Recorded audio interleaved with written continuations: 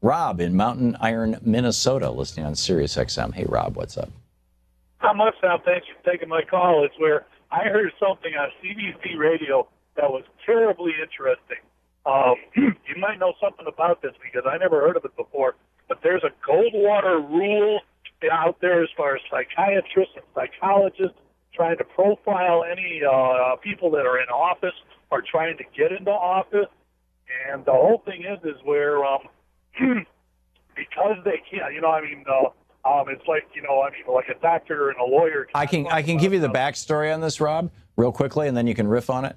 When Barry Goldwater was running for president, there was speculation, particularly after the Daisy ad, that maybe Barry Goldwater was mentally unstable, and people were publishing things like this. And a number of psychologists and psychiatrists came out and spoke out about, their opinion of Goldwater's mental health. And either the American Psychiatric Association or the American Psychological Association, or maybe both, basically promulgated a rule.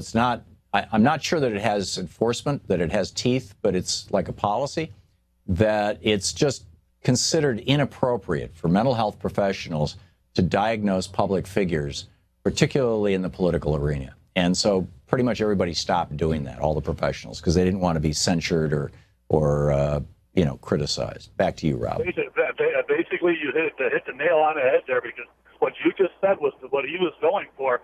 This man's name is William Doherty, and he has written a manifesto about Donald Trump and his psychological profile as far as him being a strongman, and he's had 2,500 people in the same field sign on to this, saying that he's on to something.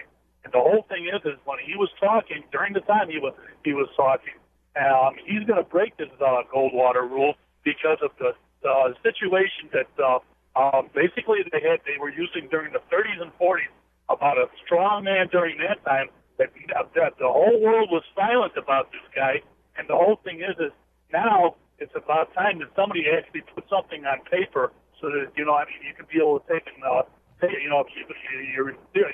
your theories about Trump's mental health and stuff like that. He's put it down where, he's got a lot of people that agree with him. And the whole thing, again, the guy's name is William Doherty, and he calls his paper a manifesto. Maybe you could look it up and be able to take it off. So essentially, he's saying this is our Pastor Niemöller moment. Pastor Niemöller was the German minister who famously wrote, first they came for the trade unionists, and I was not a trade unionist, so I did not protest. Then they came for the communists, and I was not a communist, and I did not protest.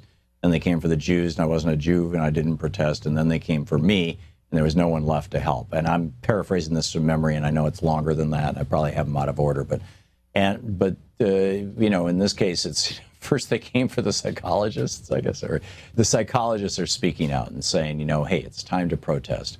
And that's I think that's marvelous. I'll have to look this up, Rob. I'm not familiar with the details of it, but I do know that in the field, psychotherapy, psychology, psychiatry, in that field, that it's generally considered very bad form to diagnose public figures. In some of my books on ADD, I wrote about public figures, but they were always dead people. I diagnosed Ben Franklin and Thomas Edison as having ADD, and I even got criticized for that. But so be it. Rob, thanks for the call.